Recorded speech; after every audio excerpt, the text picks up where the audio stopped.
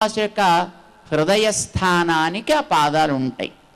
ఆయన నిలబడి ఉంటాడు కదా, శిష్యుడిలాగా ఆచార్యులు కూర్చుని ఉంటారన్నమాట. వారి పాదాల్ని తన హృదయంలో ధరిస్తాడు స్వామి. రామానుజుల వారిని తన గురువుగా భావించిన శ్రీనివాసుడు ఒక ఆజ్ఞ ఇచ్చాడు. సర్వదేశ దశా కాలేషు అవ్యాహత పరాక్రమ రామానుజార్య దివ్యాజ్ఞ వర్ధతాం అభివర్ధతాం అని ఇది అందరు భక్తులు అనాలి. భగవంతుడు 108 దివ్య దేశాల్లో ఉంటాడు. ఆ 108 దివ్య దేశాల్లోనూ ఈ మాట పలకాలి అని శ్రీ వెంకటేశుడు ఆవేళ ఆజ్ఞ ఇచ్చాడట అని మనకి ఆ క్షేత్రాన్ని యొక్క ఇతిహాసాన్ని తెలియచేసేటటువంటి గ్రంథం చెబుతోంది.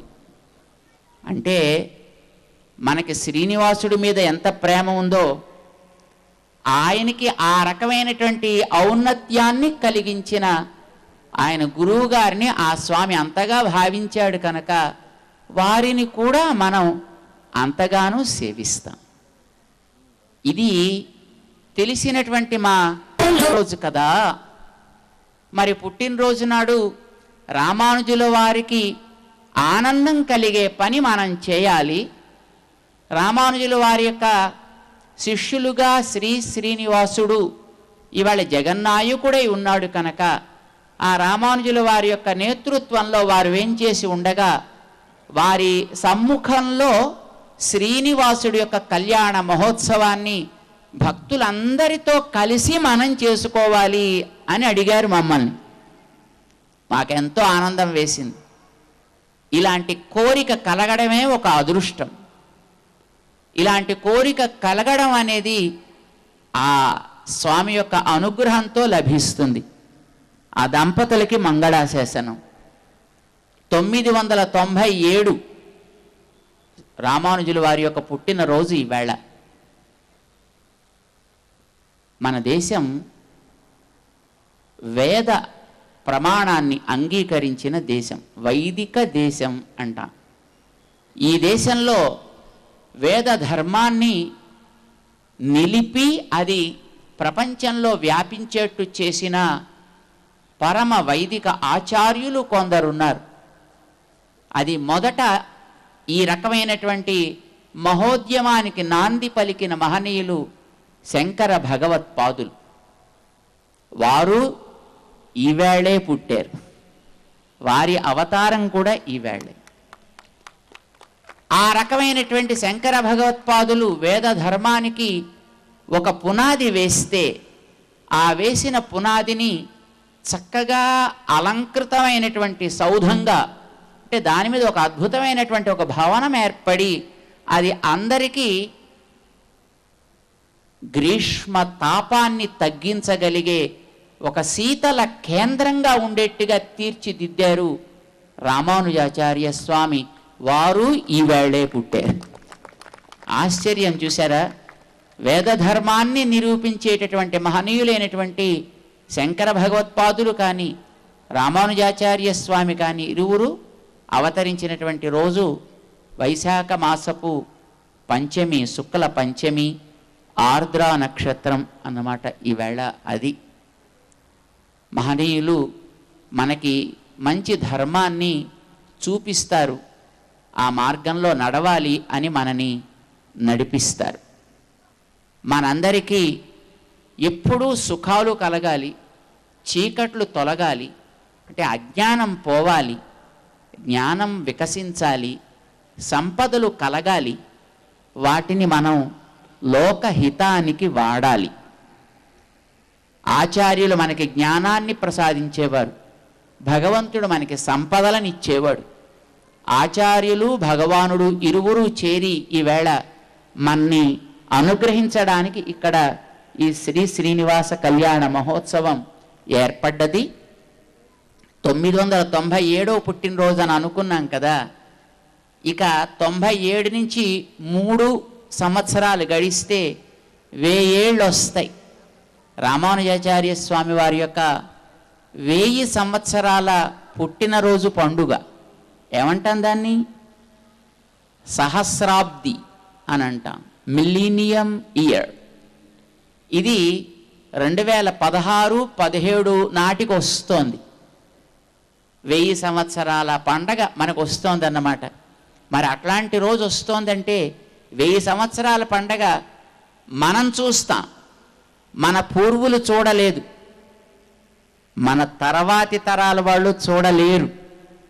వాళ్ళు 1000 సంవత్సరాల పండగ చూడాలంటే వాళ్ళు ఇంకో 1000 ఏళ్ళు ఉండాలి, సాధ్యం కాదు. 1000 సంవత్సరాల పండగని మనమే చూడగలం. అందుకోసమనే దాన్ని మనం చక్కగా చేసుకోవడానికి ఇదొక శుభ అవకాశం అని మనం ఈవేళ ఇక్కడ మనం ఈ మహోత్సవాన్ని చేసుకునేటటువంటి స్వామి వేంచేసి ఉండే దివ్య సాకేతం అనే క్షేత్రం ఉంది మనకి. ప్రక్కన ఉండేటటువంటి శంషాబాద్ దగ్గర అక్కడ ముచింతల్ శ్రీరామనగరం అని అంటాం.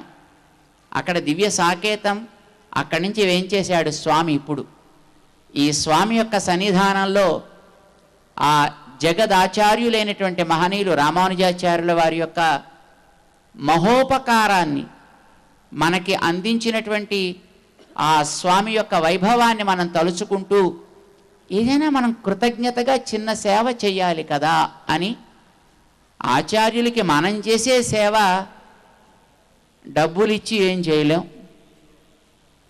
వారికి మనం పండ్లు పాలు ఇద్దామంటే ఇప్పుడు సాధ్యం కాదు.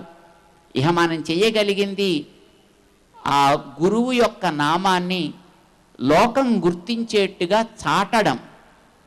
గురుం ప్రకాశయేత్ ధీమాన్, గురువు యొక్క గొప్పతనాన్ని లోకానికి చెప్పడం ఆ గురువు వల్ల ఉపకారం పొందిన శిష్యుడి యొక్క కర్తవ్యమని శ్రీనివాసుడే తన ఆచార్యులైన రామానుజుల్ని తన హృదయంలో దాచుకుంటే, మరి ఆ స్వామిని ప్రేమించే మనం కూడా ఆ రామానుజుల వైభవాన్ని లోకానికి చాటాలి కదా. అందుకే వారి నామం లోకమంతా తలిచేటట్లుగా 216 అడుగుల ఎత్తులో రామానుజుల వారి యొక్క విగ్రహాన్ని మనం నిర్మించుకోబోతున్నాం. వారికి మనం చేసేటటువంటి కనీసపు ఒక సేవ, ఒక కృతజ్ఞత రూపమైనటువంటి ఒక సేవగా మనం దాన్ని అక్కడ నిర్మించుకోబోతున్నాం. దానికి సంబంధించిన వివరాలు ఉండే పత్రాలు మీకు మన వాళ్ళు అందజేస్తారు. ఇప్పుడు ఇక్కడ మనం ఆ రామానుజుల వారి యొక్క నేతృత్వంలో శ్రీనివాసుడు జరుపుకునేటటువంటి శాంతి కళ్యాణ మహోత్సవాన్ని మనం ఇక్కడ జరుపుకోబోతున్నాం. స్వామి యొక్క కళ్యాణ మహోత్సవం శ్రీదేవి భూదేవులతో ఇక్కడ మనకి జరుగుతుంది.